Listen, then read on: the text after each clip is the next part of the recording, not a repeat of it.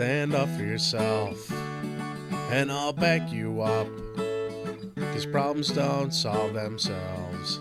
I'll tell you what, instead of would or could, I think you should draw a line in the sand and stand your ground. It's for your own good.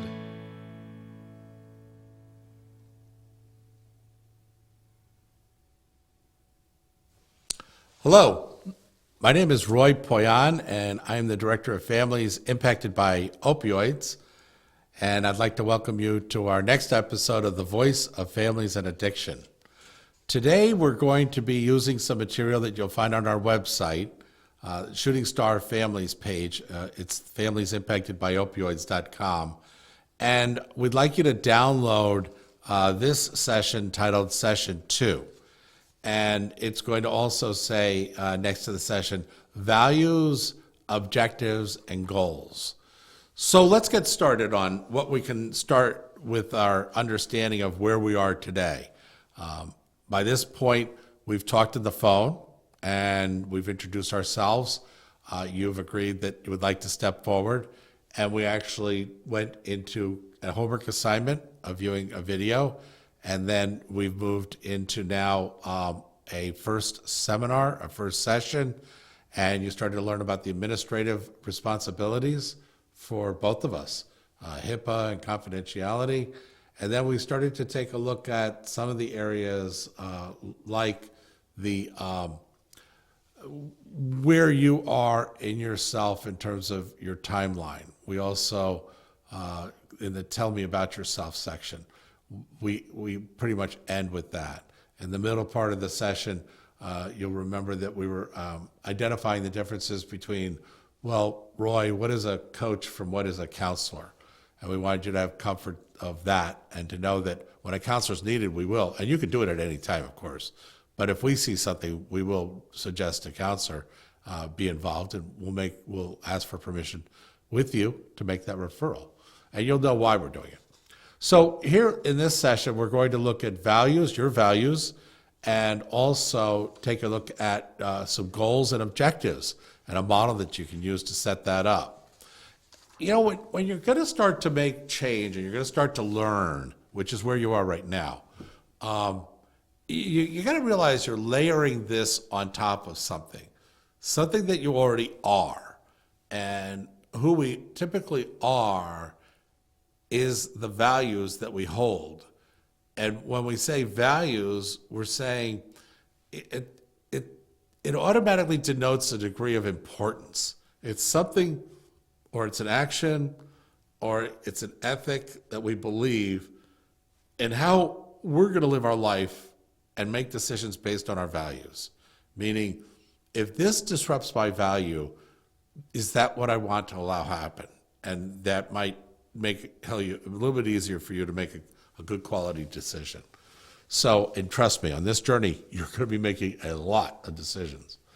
And so with that in mind, knowing your values now before we start to install information for you to take a look at, and then provide the exercise experience of how to use the information and what you'll decide on how you're going to change in terms of how it all plays out when you're using it as a response to things that are happening in your life, based around the dynamic of the family and the impact of substance use disorders to the family.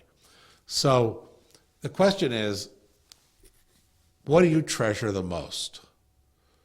That is without substitution for anything else. Describe what it'll look like in your behavior. Now, I'm going to ask you to state the value. This is not a priority. You could go to the end of the three stated values, and you could say, well, really, my second is my first, and my third is my second.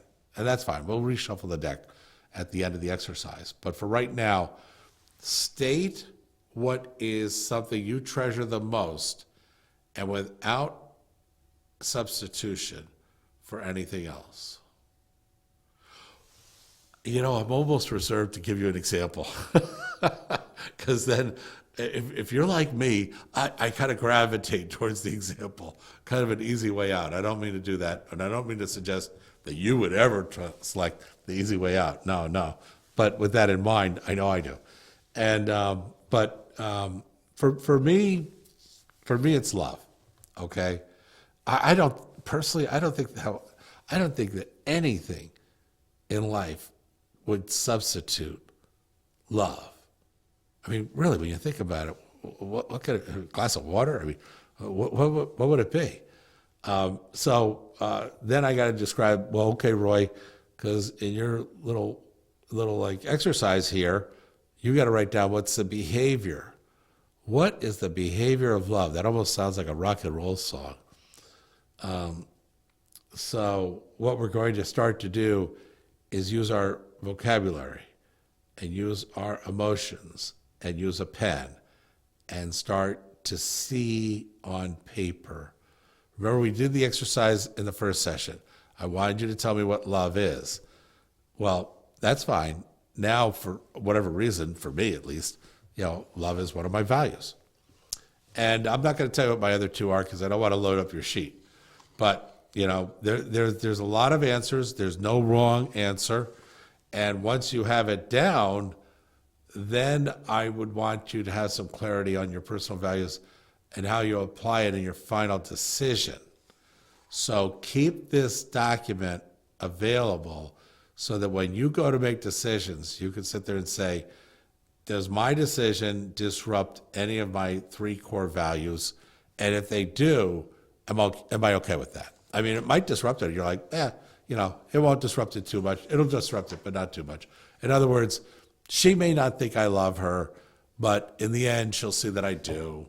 And so I'm okay with making this like white lie or whatever in order to help her, get to detox. And then we can repair whatever damage to my values and possibly that person's needs to be. But the difference is you're aware of it, okay? So it's not going to go rampantly running around saying, hi, I messed up Roy's values, ha, ha, ha, inside of my head. It's going to sit there and say, no, we calculated that. And we understood what we were doing and why we were doing it. Sounds like you're having a lot of, I'm suggesting that we have a lot of self-conversations inside our mind. We do. We all do. It's how the mind works. So with that in mind, let's take a look at needs. Let's take a look at what might be referred to as a hierarchy of needs, meaning there's one type of need that is greater than kind of like the other type of need. And let's consider that you could actually have severity, kind of like a severity index, which might provide information on what is the prominence of a specific problem's domain in terms of where your needs are. I know that sounded really technical. I thought it did. But the fact is, am I able to take a look at my needs and put them in the right perspective of do I need it or do I want it? I need a car. I want a Mercedes-Benz. I need a Mercedes-Benz. No, you don't. You wanted a car, and you could just as easily get a Ford. Doesn't have to be a Mercedes. You want a Mercedes. It's kind of like, I get that. You're going to do this with yourself. I want her to get clean. I don't want her taking drugs anymore. Okay? That's your need. But is it really a need or is it a want? Because I want her to get clean is a little bit different than I need her to get clean. The question is, why would you need her to get clean? In yourself, what are you saying about yourself in terms of where that's going to take you in your responses, your actions? So if we understand our needs, what do I need? I need for my son to show me that he loves me. Is that really true, or is it a want? Well, I definitely want my son to show me that he loves me. I want my son to show me respect. I want my son to do well in life. I want my son to grow up to be a happy and joyful, loving and caring and responsible person. I mean, who doesn't want those things? We all do. Boy, I'll tell you, substance use disorder really messes up all that. But the fact is, it's a disease that's messing it up. It's not the person. And when I'm sitting there saying, I need for this person to do that for me, what I'm really saying is, I need to be loved. Oh. By who? Well, I don't know that that's as important as I need to be loved. Okay. Well, is that part of the Maslow hierarchy of needs? Darn right it is. Okay. It's actually at the second tier, not the first. So, what's Maslow's hierarchy of needs? Well, he was a scientist that developed this model back in 1943, and over the years it kind of got corrected and adjusted. But it's been a model for people that have been used for centuries now, and decades, excuse me. So what we want to start doing is let's match up your stated value with needs. Okay? And if my stated value, I already disclosed to you, by the way, you've got a release form on that. You can release that. Tell people that I do value love. I'll give you that HIPAA right. With that in mind, then I want to say, I need love. And that's a very human aspect of how we were made, how God made us. So with that in mind, it's not just a psychological need, it's a biological need combined with, okay? In other words, if I truly value myself and love myself, I will feed myself well, okay? Meaning with good nutrition. If I truly value myself and love myself, and love is important to me, I will drink water. I will seek good shelter. I will get good sleep. These are all the first tier of Maslow's first level. They're biological matched up with psychological needs, okay? I really hope that I didn't mess you up and make this more confusing. But when you read the material and you read it, and you look at a couple of YouTubes, and I always suggest that any topic I bring up is just your first pass. Go deeper. Don't stop with what I'm saying. Boy, would that be silly. Because mine is not the end all. It's just the beginning of a spark. And then let your conscience and your discernment decide, how deep you're going to run with it. So on level 2, Maslow discusses kind of the safety aspects and security. So now you're getting a little bit into, your super ego and your id, and what makes you feel safe, and what makes you feel secure. Secure in yourself, that you won't harm yourself, secure that others won't harm you.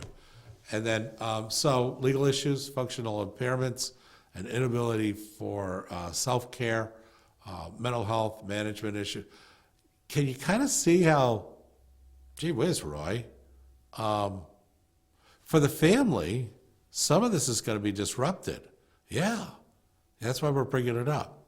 We want you to be aware of your Maslow hierarchy of needs, because they do play off on your values, and this is all a part of the things that kind of work together that we don't talk about when we're watching Gunsmoke, or at least I do, or some of the other shows on TV, and using up our valuable time, in that kind of forum.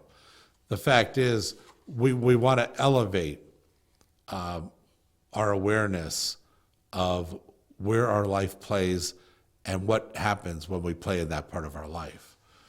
And then the third level is love and belonging. Okay, Maslow sees that my needs for, remember, it's a hierarchy of needs, for love comes third to my needs for food and water. You can only go, I think less than a week without water. You can go a couple weeks without food, but only about a week without water. So my body biologically must have water. All of ours must have water and air in order to live. But we could do without love in that realm. But then the second tier is that those first tiers are secure and that they're safe. So it's not enough just to have transportation and housing and things like that. You need to have them be safe and secure. And it's once those things are taken care of, then you can start to look at your third tier of needs, which is love and an expression of self. So with that in mind, belonging is a part of that. You know, when you look at the person that's misusing substances, does it kind of make sense that a lot of this has been taken away from them? Yeah, the drug did, the disease did. It took it away from them. Well, they must be a mess. Yeah, that's what you're seeing here. You're seeing a person whose Maslow hierarchy of needs have been ripped apart. So a caring and concerned person might want to understand better how they can assist in helping to reconstruct those needs by the level of transportation and housing and other areas, food, water, nutrition, exercise, so that the second tier can be achieved. Security of those things and safety, so that the third set of needs can be love and a sense of belonging. You see, sometimes what we do is we sit there and say, the person shows up back in our lives, maybe reentry, or they've just progressed in their treatment and they're doing better. And we're sitting there saying, well, listen, you don't love me the way that you used to. Well, slow down here. This is a person that doesn't even have real housing yet. And you're talking about, your needs for love. Yeah, well, our needs in terms of hierarchy may not be the same. So as you're approaching this person, take into account what their hierarchy of needs are and where they are in those needs. And I think you'll have a better idea as to how to best relate to them. So the fourth level is self-esteem. Yeah, we have a need. It's built into our body and our chemistry and into our psychology, psychic, a need for self-esteem. We want to feel good about ourselves, okay? We want to achieve things and have a sense of purpose to what we achieve. And then the fifth level is actualization. Self-actualization is a part of Maslow's hierarchy of needs. We need to seek a knowledge of something that is fulfilling, something that may be spiritually fulfilling, ethically appropriate. It just fits into who we are.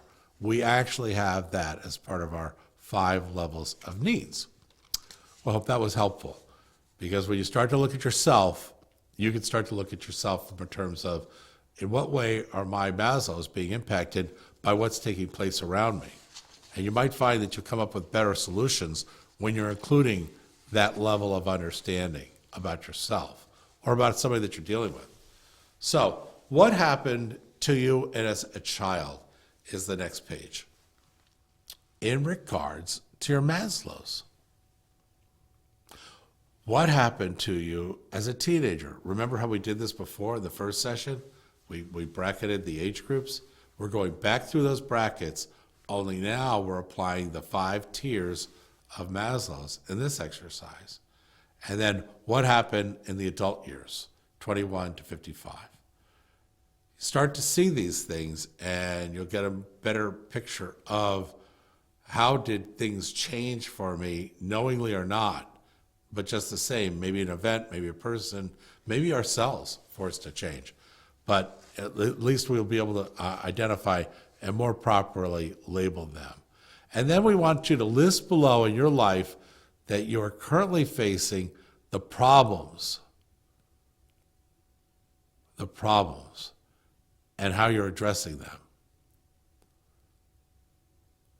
So before we go to the next session, we want you to have a good understanding of your Maslow hierarchy of needs and all of those things that have to do with values. Now let's go into part 2 of this session number 2. And we're going to look at goals and objectives, or objectives and goals. Whichever way you want to phrase it, it comes out the same. What we're doing is we're sitting there saying, this is a standardized model. And what we want to do is we want to create it in such a way that you can use it on many different types of occurrences and events and issues. Your current major challenges, what are they? Now that's a question. What are they? Okay, and then how have you approached these challenges and what were the outcomes for each? Okay, well, this is kind of time consuming. Yeah, right. Slow down, because this is worth it. This kind of work, exercise about yourself is going to pay off in a very large way later on. So who was involved in the challenge and how did they respond? And then let's take a look at the objectives. With your change, were you trying to improve the performance of a key area? Did you understand something more clearly than you did before? And did you have to gain something new? Did you have to fix something that was broken? Okay. So what we're doing is we're sitting there saying, challenges are real. You're going to have many challenges because they are part of the impact to the family members. And by sitting there saying, whoa, slow down. Okay, hold on a second, everybody. Let's quiet down. We're dealing with a challenge here, okay? And we've been given by a Shooting Star Families program a model on how to do that. So let's go back to session 2, into objectives and goals, and take a look at that and see what it was that we did before that started to make a difference for us. So let's now look at goals and objectives. What you want to do is you want to complete, what will the goal look like? If you want something to be a goal, establish what it'll look like once it's completed.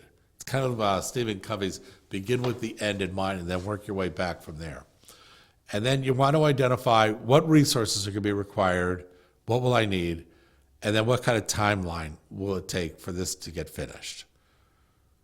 Okay, you're not going to be able to create tasks or objectives until you have that. Now, with that particular thing, you might be saying, and I've got to draw an example of some type. So let's say my goal was to get Jerry into detox or assist him. I can't get him there. He has to get himself there. But to create the kind of dialogue and environment and encouragement and support from things that I can take responsibility for and provide them, not hold back, but provide them. So I now know what it's going to look like. Jerry is in detox, and he's not doing it against medical advice and leaving early. He's staying through the whole detox, okay? So what are my objectives? Well, one might be got to have communication with him, okay?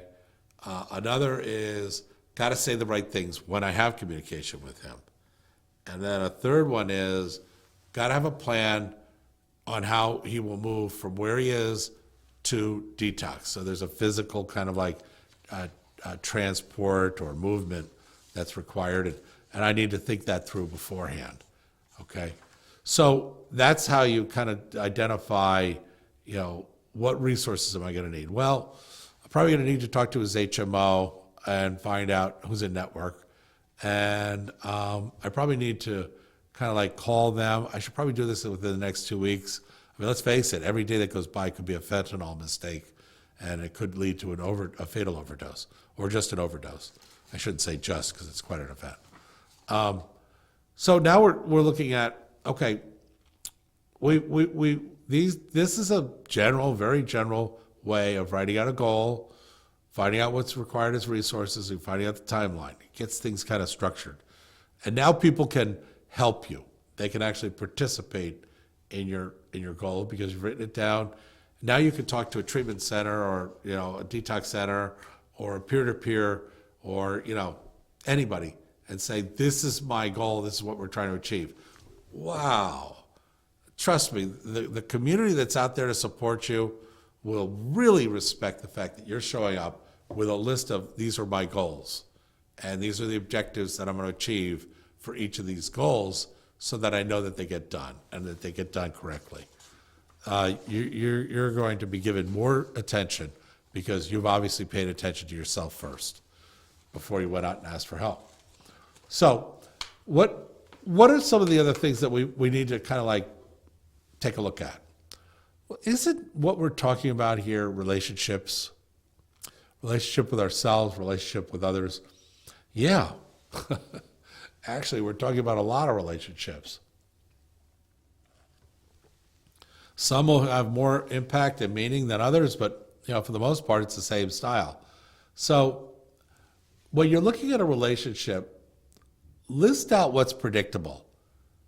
Okay, I'm in a relationship with the intake person at the detox center, and what can I predict that what will happen? Well, she'll obviously ask me, the status and the condition and what kind of drug is he using, and she's going to ask me, what steps can I take to make sure that he gets down there, to their intake department.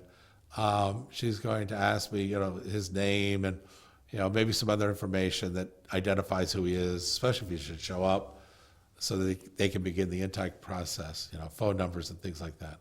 So I have an understanding of that part of the relationship. What's possible? List out what is not predictable, but possible. Well, it may be that she or he says, we'll call him for you.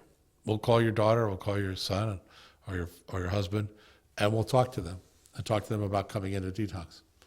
Well, that wasn't predictable, but it is possible. It could happen. So list that out. List out what's not likely, okay? And they're not going to get into a car with a police officer, go down, bang the door down, cuff the person, and force them to show up to detox. That's not possible. What's desirable in this relationship? Okay, well, I guess that they would at least offer me some advice on the words that I should be using and what other people have done that's been successful. That kind of a sharing would be helpful if the detox would do that with me. So you're looking at any relationship that you have, and you're looking at what's predictable, what's possible, what's not likely, and what's desirable. And that's what's in this sheet, and I would use it.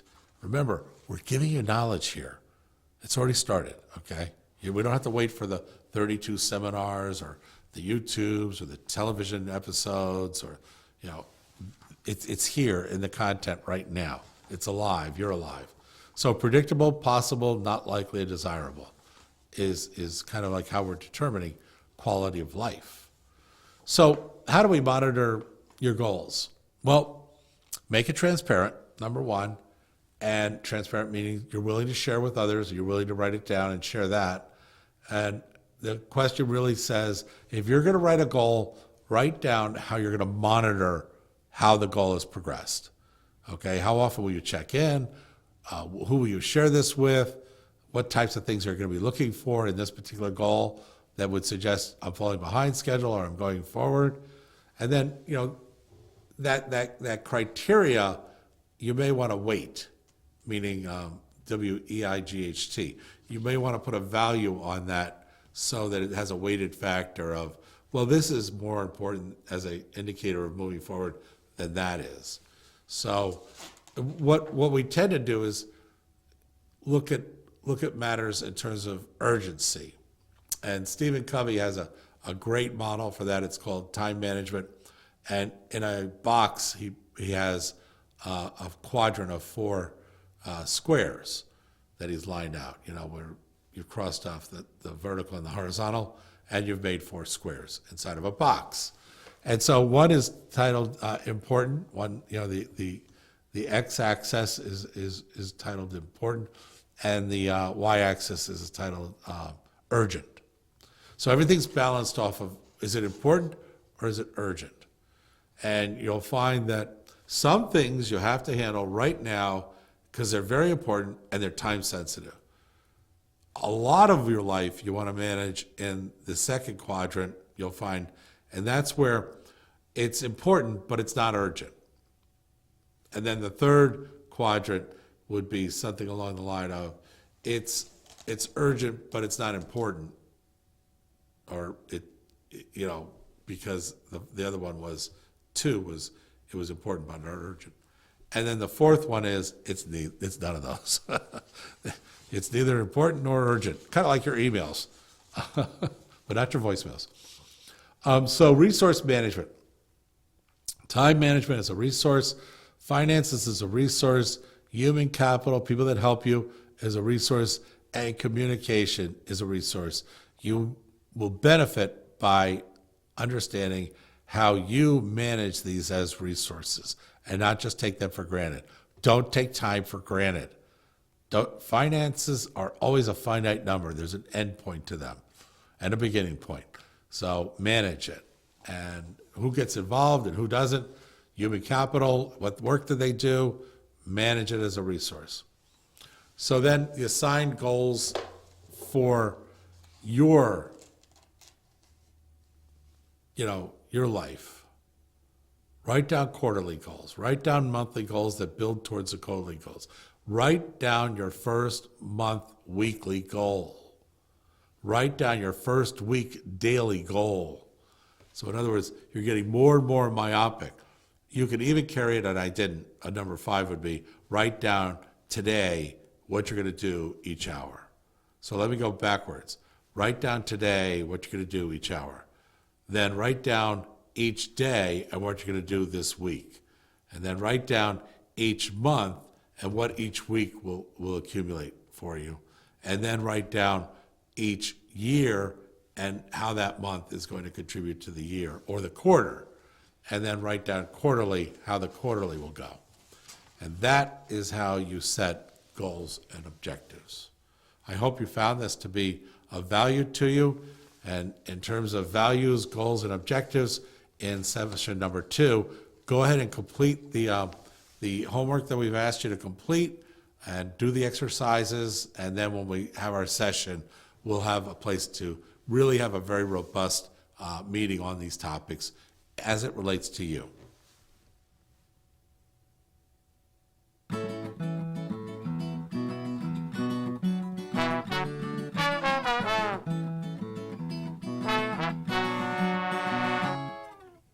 Stand up for yourself, and I'll back you up, 'cause problems don't solve themselves. I'll tell you what, instead of would or could, I think you should draw a line in the sand and stand your ground. It's for your own good.